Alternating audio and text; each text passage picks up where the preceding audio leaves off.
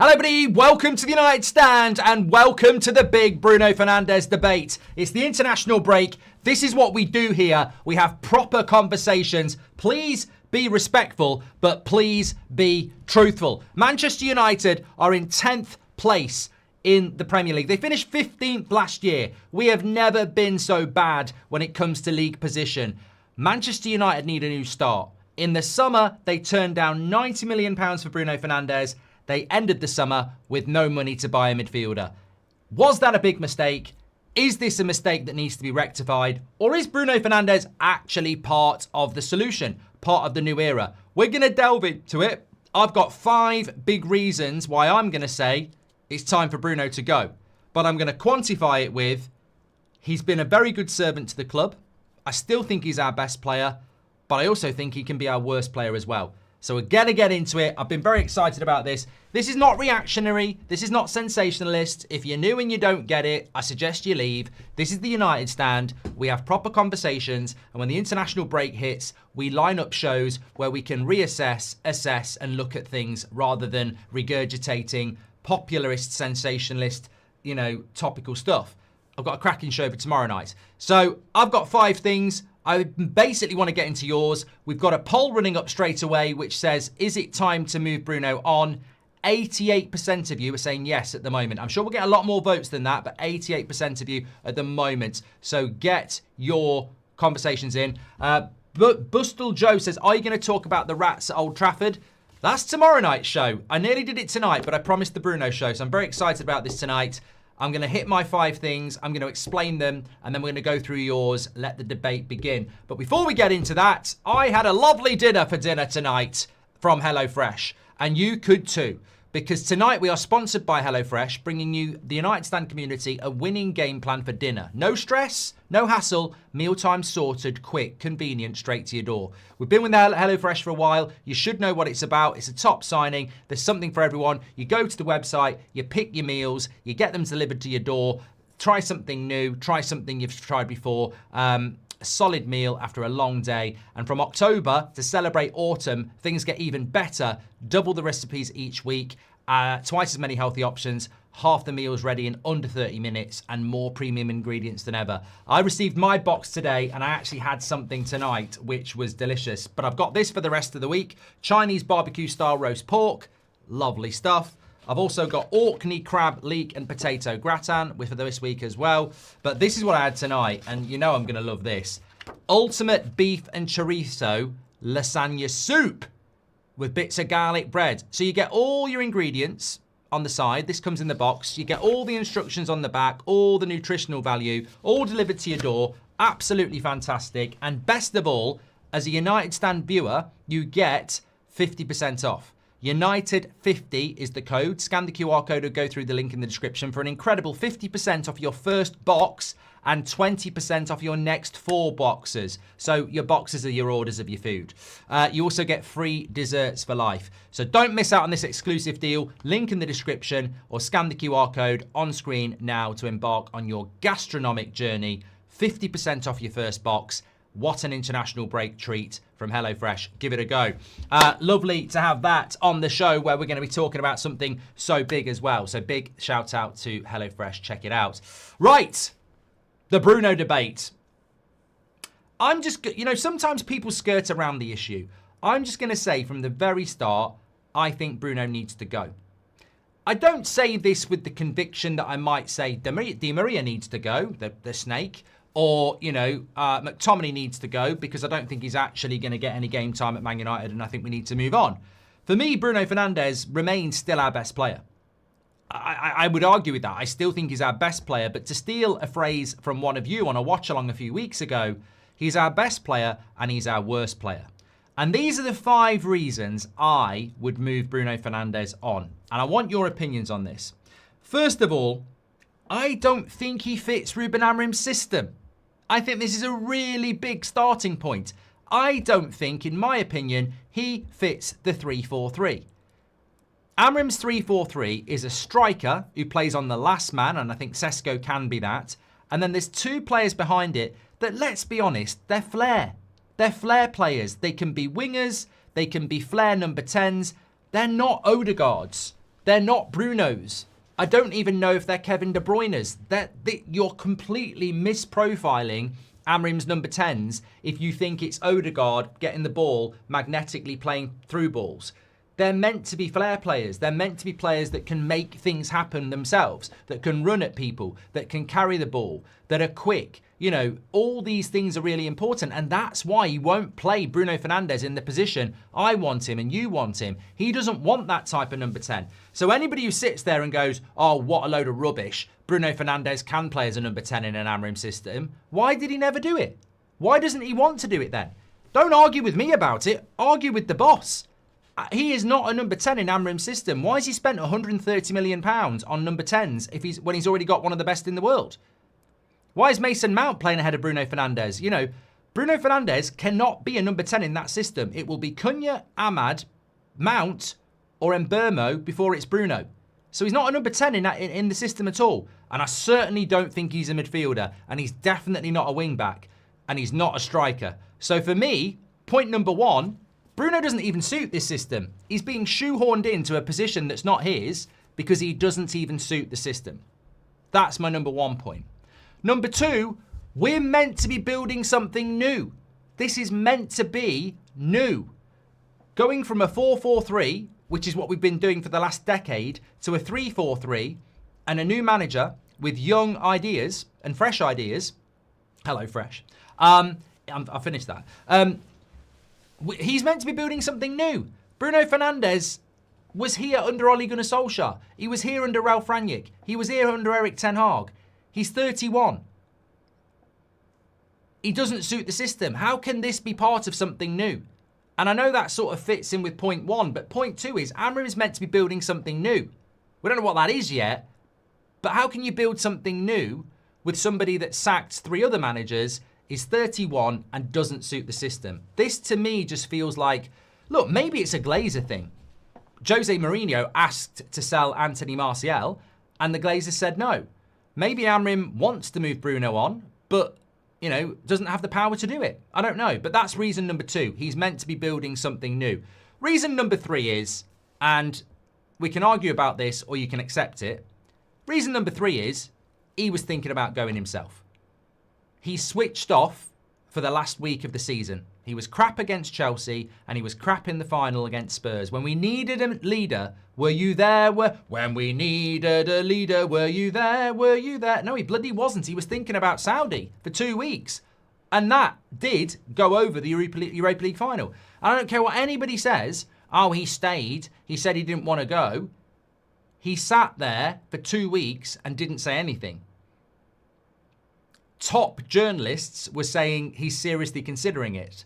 It got to a point where, if we're being honest, we thought he was going to go. And it got to a point when he said he was staying, many of us were quite disappointed because we'd come to terms with the fact that he was going because the silence was deafening. So point 3 is, let's not pretend he's dedicated to Man United for the rest of his career. He's thought about Saudi in the summer. I'm sure he's going to think it again. Point 4 is that, how do I put this?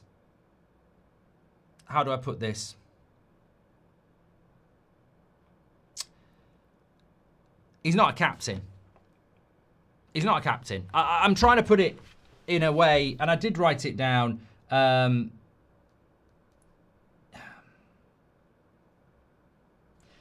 Yeah, he's not a captain. There's no other way of putting it. I don't think he's a captain. I'm a hypocrite here. And you know what? This is why this video may not resonate with certain people, because they can't open their mind up to what we're talking about here. We're talking about what's best for Manchester United's future. We're talking about a future plan. There is a stadium that's not been built yet that's going to take 5 years. There is a manager and an ownership that keeps talking about 3 to 5 years for this team to get better.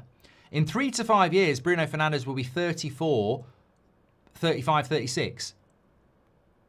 I just can't see that. So what we're talking about here is, whilst he has a value, do you cash in? Which is probably a bit of a hint of what my point 5 is. But point 4 is, he's not a very good captain. That team lacks leaders. Last night we were talking about what Gary Neville has said about these players are always looking for excuses. They're always looking for somebody to blame. I think that reflects on the manager. I think that more reflects on the owners, but it also reflects on the captain. If the captain cannot steer the ship, then somebody else should steer the ship. Now, I remember when we lost 7-0 to Liverpool, there was some very big criticism about Bruno Fernandes, and there has been for the last couple of years.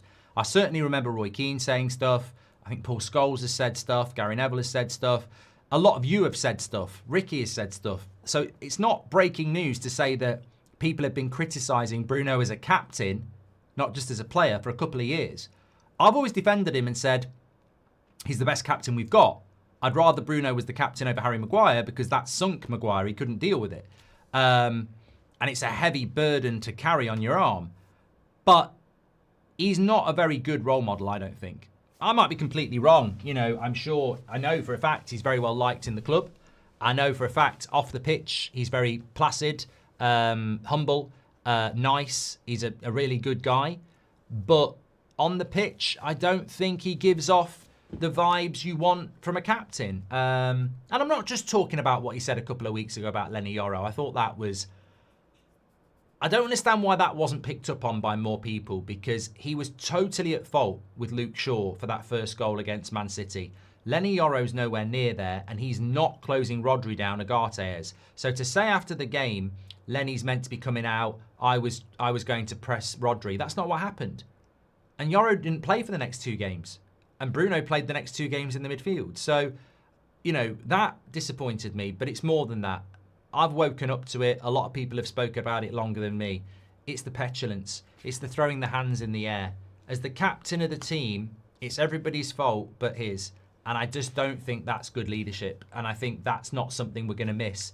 I personally think the second part of that is that he, in my opinion, is not going to deal well with the captaincy being taken off him. So whilst he's at the club, he's always going to be the captain. I don't think he's the right captain to steer us through this. And he's definitely not going to be demoted as captain. So he has to go. It's probably the most logical point of all 4. Because if you don't think he's a very good captain, or you think we need a better captain, he's never going to be at that football club when he's not the captain. You know that, and I know that. So that's a reason in itself. If you don't think he should be the captain, he ain't going to be anything else unless he leaves. Point 5 is we turned down £90 million in the summer. £90 million for a player we've been debating whether we'd be better off without when we're building something new for probably 2 years. I think that was a huge mistake. But he still has value. How much longer is he going to have value for beyond January and next summer? The Saudis have been trying to get him for the last 2 summers. They'll still be looking at him next summer. Will they look at him the summer after? So, in conclusion, my 5 points are, point number 1, he doesn't suit the system. Point number 2, I don't think that... I've forgotten what my points are now. I've had an absolute blame brag. Yeah, point number 1. I'm mixing my head up now.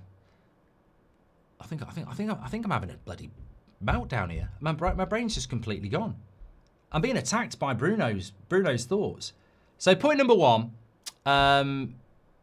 he doesn't suit the system. Point number 2, we're meant to be having a new rebuild, aren't we? That's what we're meant to be doing. Point number 3, I don't think he's a captain. Point number 4, he thought about leaving himself. And point number 5, he's not going to be worth £90 million forever. So, in a roundabout way, that's the 5 reasons from me. Now it's over to you. I want to get into your points. And let me just tell you as well that 86% of you, and we're approaching 7,000 votes, are saying, is it time to move Bruno on? 86% of you are saying yes. Now, I just want to say, before I start getting into your comments, because there's a few here, I find that quite sad that it's that high. You know, we talked last night about the players taking notice of what fans and what pundits say. I hope they don't take notice, because if Bruno Fernandes saw that, I think he'd be quite, you know, taken aback. But I definitely think somebody in the corridors of power at Man United might want to take notice of it, because it was the same in the summer as well. That's a landslide. That's a landslide. And he played well against Sunderland. And he played well against Arsenal. Played well on my career mode in midfield, but that's a computer game. But that's 86% saying that it's time to move him on. And as I said, I still think he's our best player. But he's not going to be worth £90 million forever. He was thinking about going anyway. He doesn't suit the system. We're meant to be building something new. You know, what other reason do you want at the end of the day? And also, I don't think he's a captain. And he can't not be the captain while he's here. So, Linford Spires says, I'd rather be 10th with Mainu and Agate as our midfield, says Linford. I mean, that's a very midfield-specific point, but it sort of fits in with my point too. We're meant to be building something new. I mean, it's a great point, Linford, because it sort of transcends Bruno. We're meant to be building something new at Manchester United. I'd love to know what it is, because you look at our midfield and you go, there's a guy you've tried to sell for the last 2 years because his wages are massive and he's running his contract down, Casemiro. And there's Bruno Fernandes, who's not even a midfielder, who was thinking about going to Saudi, who you made a massive mistake not letting go to Saudi. That's our midfield. And I do wonder as fans sometimes what, you know, if you're Bournemouth, you get it. If you're Chelsea, you get it. If you're Man United, you're sort of like going, I don't get it. I don't get what we're meant to be getting behind here, because Casemiro's gone in the summer. Bruno's probably gone in the summer as well.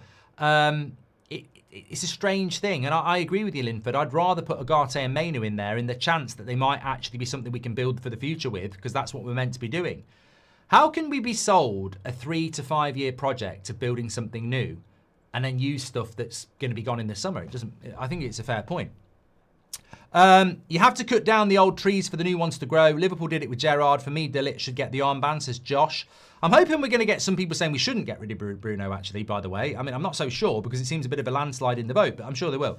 Good afternoon, Mark, from Alberta, Canada. Great show, says Michael. Thanks, everyone who's tuning in. I absolutely love the 8 o'clock international break shows. We've got some really good ones lined up. And obviously, we're starting up with Bruno. Some really good topics for you to get involved in. It's your show, of course. Drive it. Joel Mansell says, correct me if I'm wrong, but didn't De Ligt captain Ajax at 17, 18 in the Champions League? I think he's worth a shot at captaincy. Shows great passion.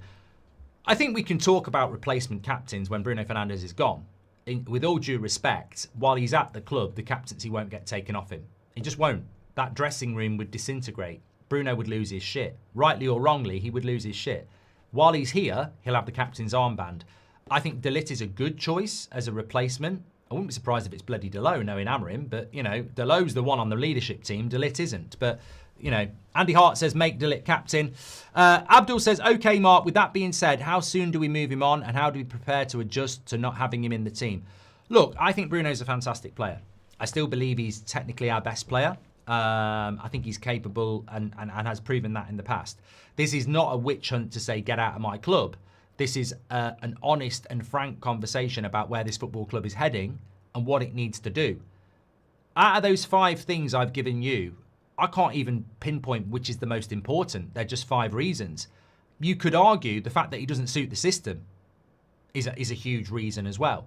The fact that you could get £90 million for him is a huge reason. The fact that he's not a good captain and the only way of taking the captaincy off him is removing him from the team entirely could be another one. The fact that we're meant to be building something new could be another one as well. So I think that, you know, the fact that he was thinking about leaving, they're all great points, and you might have a few more.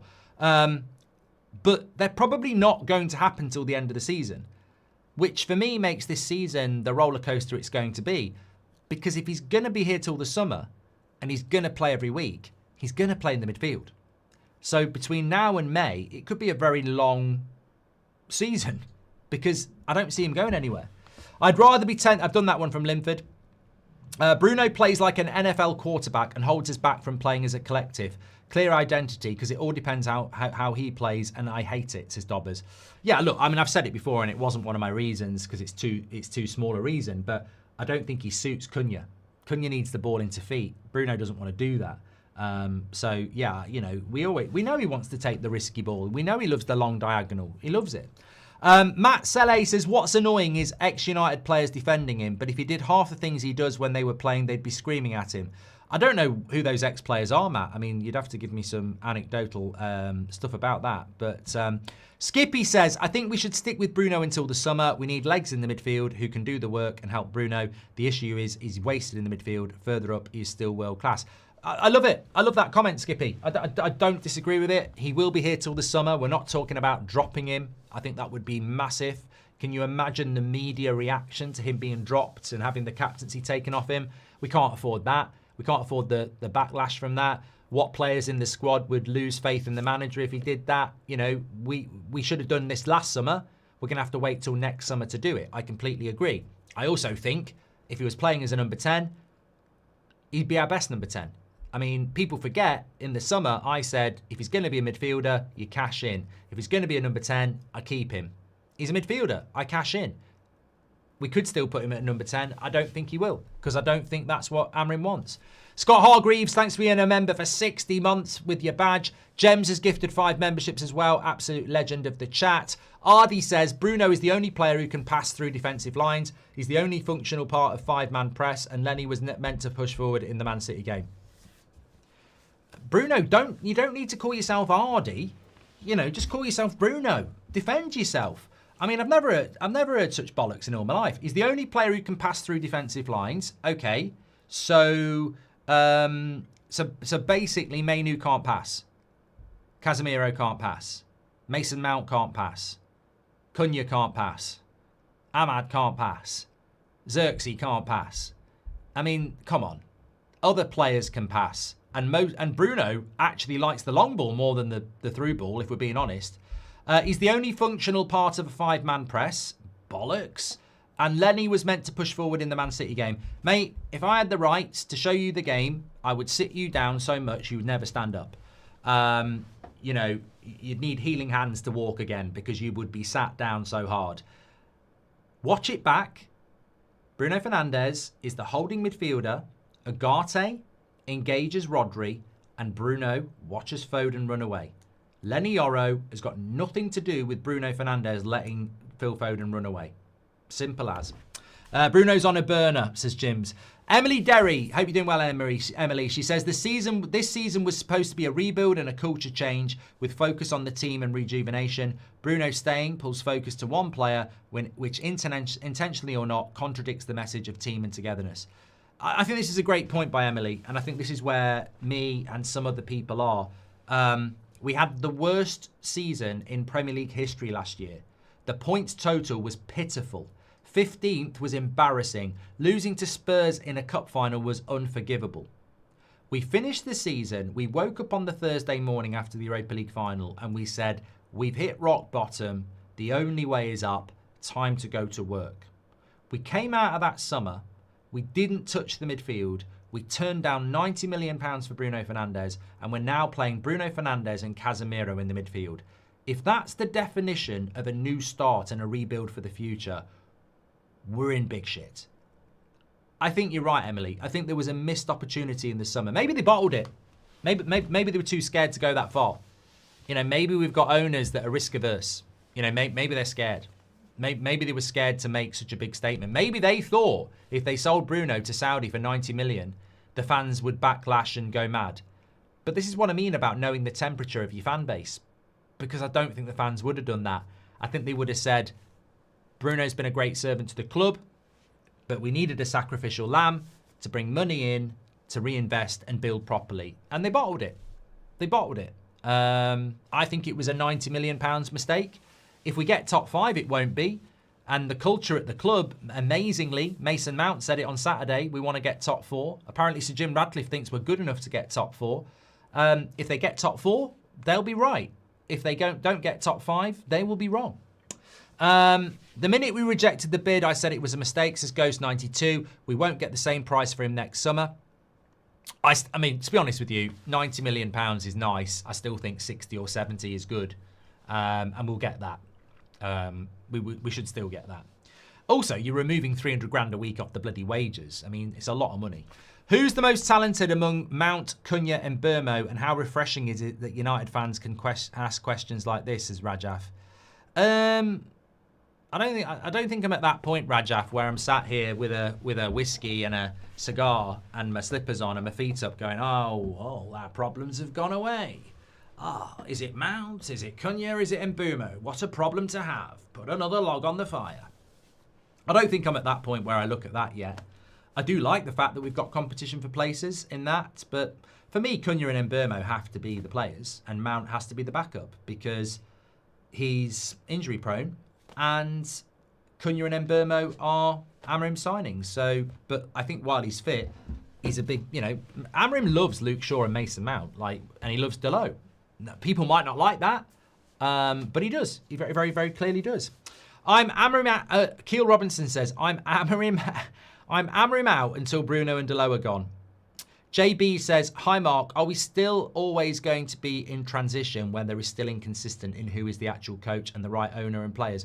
We'll always be inconsistent and we'll always be in a state of transition while we've got owners who we don't know what the plan is. And I want to delve into this tomorrow night in detail because if I look at Real Madrid or PSG or a Chelsea, these clubs are foot to the metal, acceleration, let's get good quick as we can. Man United, we never are. And people are saying, well, we've spent billions. But every summer, I would always go, oh, Pogba's a good signing. Yeah, Pogba's a good signing, but what about that position? Or, Jadon Sancho's a good signing, but what about that position? Or Sesko and Mbumo and Cunha are good signings, but what about the midfield and the right wing back? We never do everything. We always leave holes. And what do we know about holes? When it rains, they leak. We got to keep playing Bruno to keep his value up, says Baz. Bruno is a counter-attacking player, says Vernon. Yeah, well, no, I disagree. I think Bruno's played his best football in Manchester United sides that counter. But I do think Bruno Fernandes, you could put him in a Bayern Munich team and he'd do well. You could put Bruno Fernandes in a Barcelona team and he'd do well. And this is where I think it goes over people's heads. I'd argue against Ricky, who's never liked Bruno. I think Bruno's a fantastic player. I just think being a fantastic player in a system that doesn't suit you, where your future isn't really part of the new era, it's time to cash in.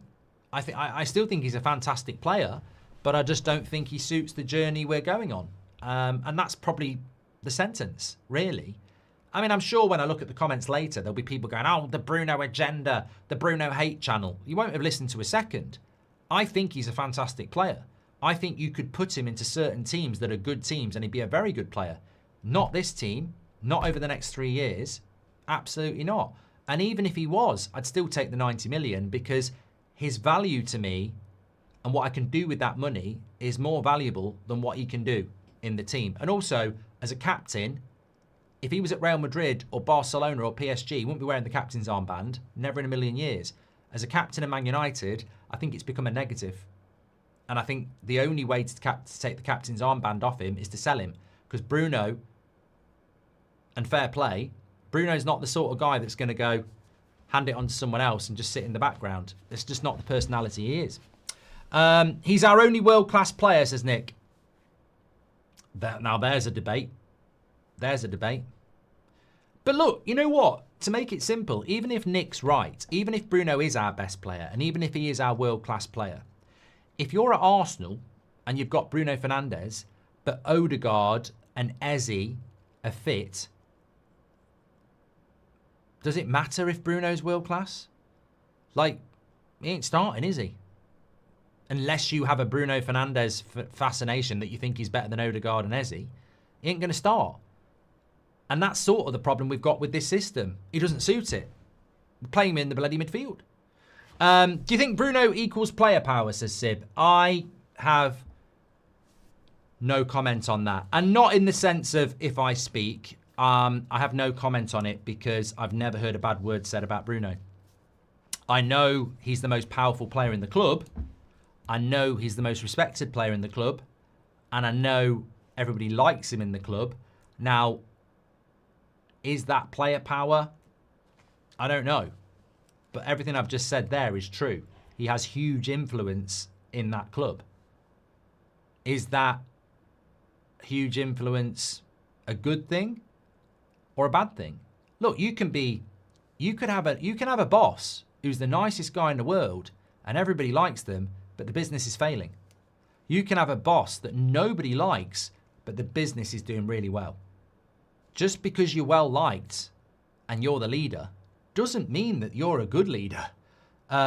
So, you know, I don't know that player power is something you can put at Bruno Fernandes, but you can certainly say he's the most popular and liked player at the club and the most powerful. He's not better than De Ligt, Cunha and Mbeumo. I'd argue Ahmad, Sesko and Mena are all better than him. He used to be our best player in the Oli days, says Shahin. I think if we take the armband from him, he'd be back to his best, just like Maguire, but I think he should go. He's not young and he's not a winner. I don't think you can take the armband off Bruno Fernandes, Shahin, and I respect that. I think if you take that armband off him, you get a transfer request the next day and you get a very unhappy player the next day, and I think you also get players who back him and become unhappy as well. I mean, people forget, and it doesn't get spoken about enough, people forget that we won the Carabao Cup and we finished third, and we were on a trajectory up under Erik ten Hag. He gets rid of David De Gea in a very unfair way, and everything starts to get bad. And people say we won the FA Cup. Come on, we were shit that season. We were so bad that season. I don't know how we won the FA Cup. I mean, I look at it now and I don't know how we won the FA Cup. But it all started to go wrong for Ten Hag the minute he lost the players. And he lost the players because of what he did to David De Gea. So if you try and do that to Bruno Fernandes, you are going to put yourself in a similar situation as a manager. Do you think we as fans are being too harsh on our season when we had the toughest opponents in the first 7 games? Yeah. Eka, I do, in a way. Think that I agree with what I said at the start of the season. It's probably not a bad idea to wait till we get 10 to 10 games to figure out what's going on. So yeah, after 7 games, I would say, you know, we might be being a little bit harsh.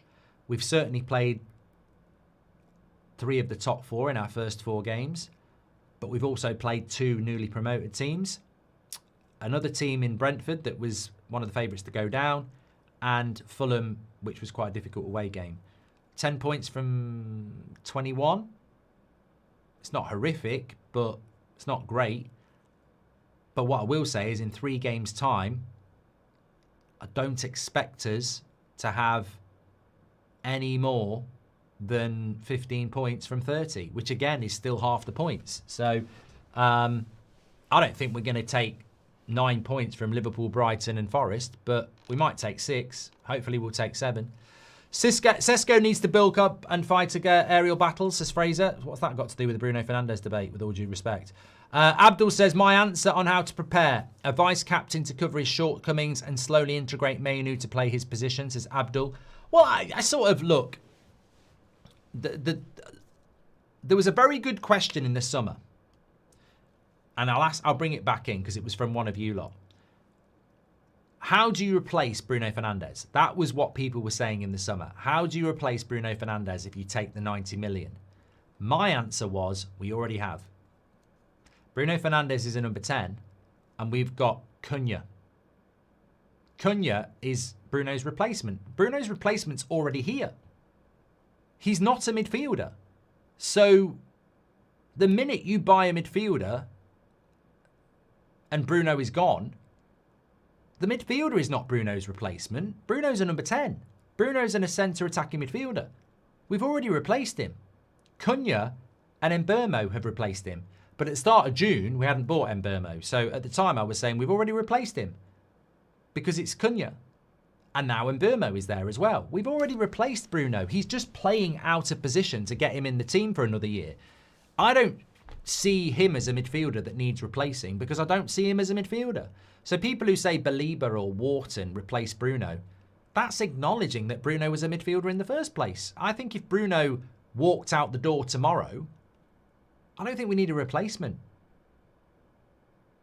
And I don't know whether people understand what I'm saying there, but I don't think we need a replacement. I don't. I think if he walked tomorrow and retired, we'd be short in the midfield, but Mainu could play there. Agate could play there. We definitely need to buy a midfielder, but not to replace Bruno. I think we've already replaced him. Because for me, he was never a midfielder. He was always a 10. And we've bought 2. My answer on how that was from Abdul. Good point. Less goals and assists from midfield is the growling golden retriever. No, I don't think so. He takes penalties and misses them anyway. No, but jokes aside, what did we buy Cunha and Mbeumo for? These were two players that were in the top 5 Premier League players for goals and assists last year. I don't think Bruno's goals and assists need replacing. We've already replaced them with Cunha and Mbeumo. As I said, Bruno's already been replaced. We just need a midfielder that can take his place.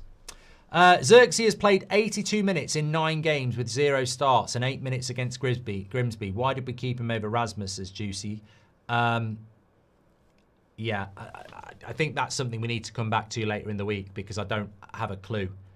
What I was under the misapprehension that when I was looking at Xerxes on tour doing all the camera stuff and everyone, all the fans in America loving him and him smiling and everything like that, I was under the impression that here was a player that was going to be really important to us. I don't think he has a role. I just don't think he has a role. Bruno, fantastic. When was his last fantastic game, says Byron? I thought it was good against Chelsea. I thought it was good against Arsenal. I thought he was good at the weekend. But you're right. I think in the last 2 years we haven't had enough top performances, to be honest with you. Yeah, he has had many good games. Look. Sometimes you're up against an agenda a different way. I mean, this is a guy that just won Player of the Month. If somebody can tell me who voted for that, I would love to know. But he won Player of the Month last year. So I would say to you, Byron, as much as you don't think he's fantastic, he's just won Player of the Month.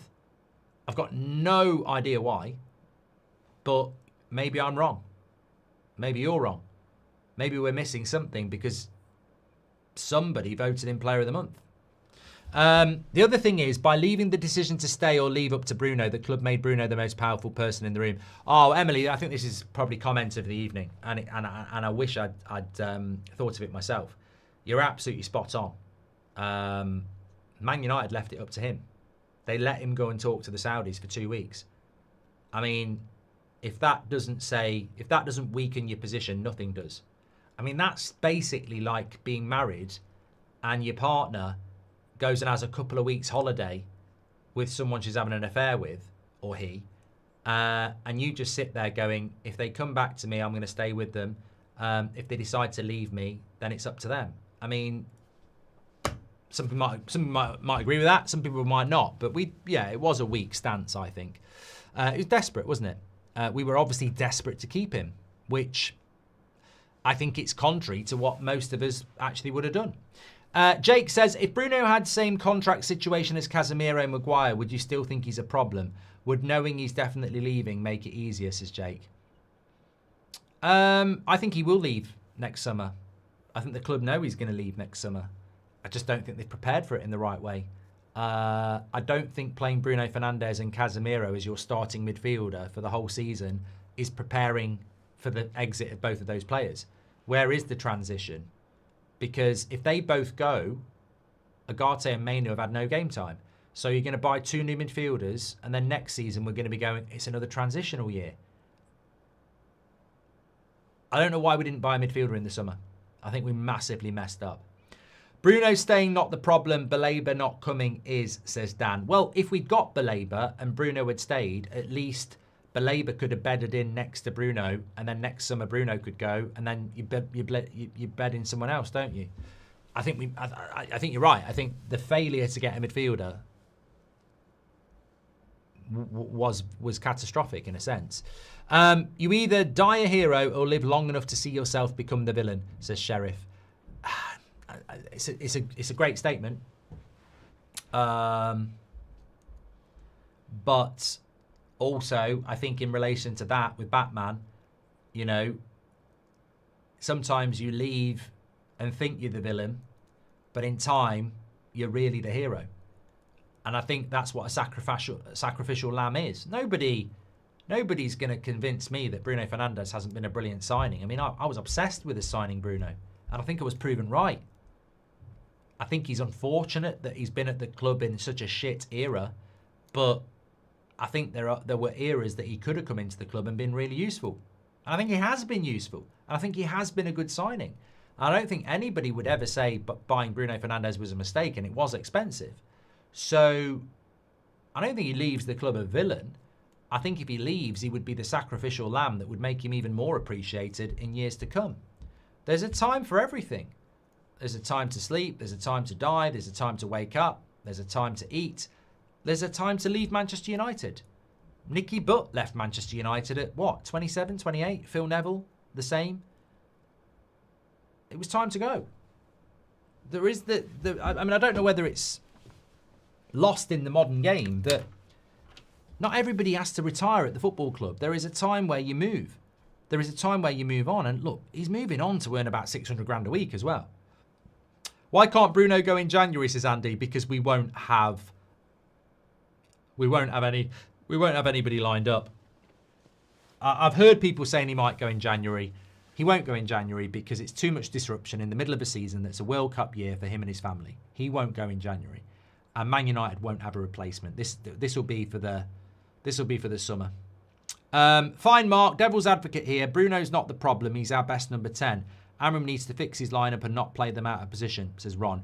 Look, devil's advocate, Ron. Let's take it a step further. Man United get beat by Liverpool. Man United draw with Brighton. Man United get beat by Forest. Man United get beat by Spurs. 3 losses, 1 draw, 1 point from 12, 11 points from 30. Ruben Amorim sacked. New manager comes in, plays Bruno as a 10. And Mbeumo goes to the wing. Cunha plays off the left. Bruno goes to 10. Am I selling him in the summer? And that's the multi-layers we've been talking about for the last hour, because this is an intelligent debate. And it's not cut and dry. If that happens and we go back to a 4-3-3 and we play Bruno Fernandes as a 10, he could have 3 years at Man United as a number 10. Am I cashing in the summer? But then again, I might say no, and he might go, I said I'd give you another year, I'm off. Who's to say Man United didn't say to Bruno Fernandes, we're not selling you now, but we'll let you go in 12 months.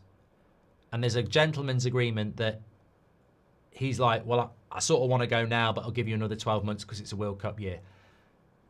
That would piss me off a lot. But what if that is the case? You know? Hello, Mark from Florida. I know you said they're supposed to be building for the future, and that would mean bringing in 3 or 4 players. Do you think that's possible, says Fantastic Floss? I don't know. I mean, this is tomorrow night's show we're sort of delving into. I mean, if somebody can tell me the plan for Man United, then please do share it, because I don't really know what the plan is. They may have already agreed he's going next summer, says Shan. Yeah, as I just said there, but that would annoy me even more. I mean, we're Manchester United and we're basically saying you can go in 12 months. It's, I personally think that we'd have been better off just going for it this summer. This gone. I'd keep Bruno if he stops crying on the pitch. He's the opposite of what United players should be, says Shahin. The reason he keeps kicking long balls and long shots is because he's too emotional. Byron says, Bruno is a trade-off. Passing ability, set pieces, energy, but erratic display, poor leadership, and won't play the simple killer ball. Not balanced. He's everywhere and nowhere, baby, isn't he? He's indisciplined. But he's a risk taker. And sometimes there are moments of magic. There are moments. Would you still sell him if Ruben gets sacked, says Mohawk? I think I sort of covered that with if a new manager came in and played him at number 10, I'd probably be having a very different conversation. Soy says, Bruno is an amazing player, but he has been all over the place for 2 seasons. He complicates play for no reason, unnecessary long passes. As a cam, it wasn't as detrimental, but as a CDM, it leaves gaps. I mean, look, to be fair to Soy, as much as I'm saying if we went back to a 4-3-3 and Bruno Fernandes went back to 10, would I sell him? Let me just rephrase that. I don't think he was brilliant as a number 10 under Ten Hag in his last year, or under under Amorim last season. And honestly, Cunha's probably a better number 10 than him anyway. So to be honest, I may still want to cash in on him, but at least he won't be playing in the bloody midfield. Patrick Lynch, voice of reason, says Bruno embodies this team, talented but inconsistent. His form reflects the team's form. I understand Amorim wanting to keep him. We've seen us without Bruno. Selling him leaves a big unknown, and that's tough in your first full season. Very good comment. Very good comment. And you're right. We have to acknowledge that every time we drop Bruno, we are worse. That's a fact. We saw it against Grimsby. We saw it against Forest last season. We're worse when Bruno doesn't play. But I don't think that's a reason to keep playing him. I think that when he does play, we're not very good either. And this is my point. We are definitely worse without Bruno. But with him, we finished 15th. Win it with him, we're 10th. So it's not like we're winning the league with him. We're 15th. So if we're worse, if we're 15th, but we'd be worse without him, what does that tell you? Because it tells me if we're better with him, but better is 15th, and we're worse without him, we need to bloody invest in making sure we're better without him. Not stick with him because we're not brilliant with him. And as Patrick says, he does embody the team. He is the leader. But he's talented, but inconsistent. On his day, he's one of the best players in the world. But he doesn't do it every week. Man United, on our day, can beat anybody, but we can also lose to anybody. And I think, unfortunately, that's what we've become. Mark, is Ineos forcing Ruben to play Bruno every game in the midfield just because his price drops if he bench him? Glazonomics at work. No. Ruben Amorim is absolutely involved in keeping Bruno Fernandes and playing Bruno Fernandes. Let's not think that Ruben Amorim is being told what to do. It's his decision to play Bruno in the midfield. It's his decision not to sub him off very often. And it's his decision to have him as the captain. Bruno is our best player. He doesn't suit this system. He doesn't play that well that often. And we probably should have cashed it. Well, I think we should have cashed it in the summer. But we can't absolve Ruben Amorim. Ruben Amorim was involved in that decision. Connor says, my brother passed away last night and he loved you and his channel so much. Looking for some solace from you and the community. I'm absolutely gutted, says Connor. Well, I'm really, really sad to hear that, Connor. And sorry for my animated moving on of topic because I hadn't read through it. I'm really, really sad to hear that. And, as I said this morning, we had a lovely message this morning from somebody about their 11-month-old daughter who recognises my voice in front of the laptop. We also get these types of messages as well. I think that you can take solace in the community, Connor. We're a strong community. We're here every night, every morning, and we've been here for years, and hopefully we'll be here for years in the future as well. And you're a massive part of this family, and so was your brother. And our thoughts and prayers are with you and your family. And hopefully your brother is now in a better place. Thank you for sharing that with us, Connor. The conundrum is, says Mojo, while Bruno can leave in the summer, what if Manu has to leave in January? I mean, you make a good point as well. I don't think those two things can be mutually exclusive. I think Manu and Bruno can go. I think Manu and Bruno could stay. I think Bruno could go and Manu could stay. I think Manu could go and Bruno could stay. But I don't see Bruno... look, Mojo, basically, I'm repeating myself, but I don't see Bruno and Manu as the same. I think Manu's a midfielder and I think Bruno's a number 10. What if Amorim gets sacked and the system changes, says Juicy? I've spoke about that one. What would be your 3 reasons to keep Bruno, says Jacob? Okay, I'll flip it around for devil's advocate. He's our best player. He's our most influential player. And third reason would be... I mean, they're quite big. Influential player, best player. Third reason would be...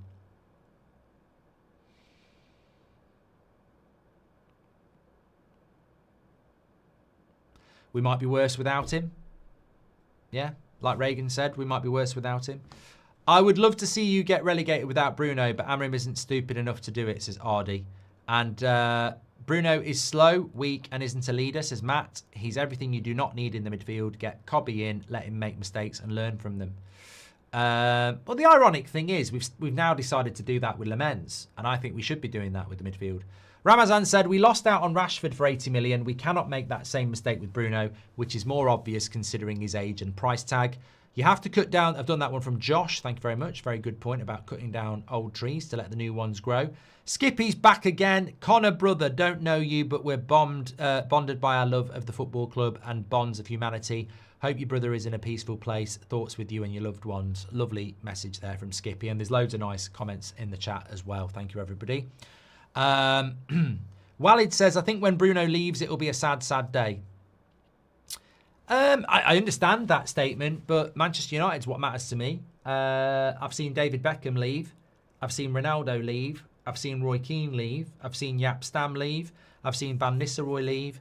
I've seen Nicky Butt leave. I've seen bigger players than Bruno leave Man United. And the problem is, when you're shit, you're oversensitive to good players leaving. When you're good, you just move on. I think we're shit. And I think we need to make big decisions. If Sir Alex Ferguson can make big decisions about David Beckham and Ruud van Nistelrooy and Roy Keane, then we should be making big decisions about Luke Shaw and Bruno Fernandes and whoever else. How can a player who thought about leaving the club to Saudi can be the captain of my club, says Mirror. Bruno is a must-sell due to his captaincy regardless of a manager change.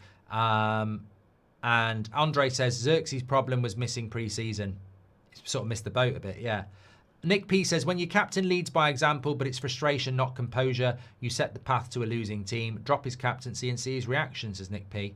And Tom Grant says, at the end of the day, you can't reshape the sculpture if the core piece is set in stone. They think removing the keystones destroys the foundation. Thank you, Tom. Arca says, if Bruno had left and we were in the same points position, a bunch of us would surely blame him for leaving us stranded when we were at our worst. Stretford Ender says, any true reason why Amorim doesn't fancy him as a 10? I just think he wants more speed in the number 10 positions. I think he wants more flair in the number 10 positions in relation to taking people on, running with the ball. Bruno can't take someone on. I can't think of many times in the last few years that I've seen Bruno Fernandes take somebody on, whereas Cunha and Mbeumo will do it. Ahmad will do it. Even Xerxes can do it. And I think that's what he wants. He wants individual flair in the number 10 positions, and Bruno can't offer it. Yeah. Do you think Amorim kept Bruno because at the moment we don't have a captain, whereas next summer we have more players that can be captain? I don't know. I think there might be a plan for him to go in the summer. Skippy says, I think Amorim's obsession of playing Bruno out of position is because he probably only trusts him, and it's also how highly he thinks of his footballing brain. Maino has lost so much pace, it's worrying. And Rex says, did Sir Alex have a leadership team? Sounds odd to me to get to delegate players. Also, if the fans can see what's wrong, why can't the club and the manager? Where do you see Cunha long-term in the team, Emil? He's got to be in the number 10. I think he's the future. Should move Bruno on, says Faisal. Aging hero. Who would be our next captain after Bruno? I think most people think De Ligt. Okay, look, fantastic show tonight. Garfield, thanks for your chat. Faisal says he's the only player who can get a big fee. We're not going to get that for Delo. Need to rebuild as well. I just want to say a big thank you to all tonight. I think tomorrow night's show might be better because it's more broader, but I won't reveal too much about it. But I just want to say thank you to everybody tonight because it's been handled in exactly the way I wanted it to be. We're posing a question about a football club that's on its arse and where it's going over the next 9 months to 5 years. This was a problem that was presented to us in the summer by the club, so we're not talking out of turn. And I've seen very respectful conversation. Bruno Fernandes might not like the fact that 85% of you would move him on, but I don't think there's been anybody in there saying he's shit or anything like that. It's just been a very constructive conversation about a club that needs to show a vision. And as I said, my 5 reasons, £90 million. He was thinking about going. He's not really a very good captain. We're meant to be building a new era. and he doesn't suit the system. And I think those 5 reasons are the 5 reasons for me. And they outweigh he's our best player, he's the most authoritative player, and we might be worse without him. I think £90 million should be enough to replace a player that's playing out of position, because we've already replaced him as a 10 with Cunha and Mbeumo. Fantastic show, everyone. Thanks, everyone, for watching. Take care. I'll speak to you on the next one.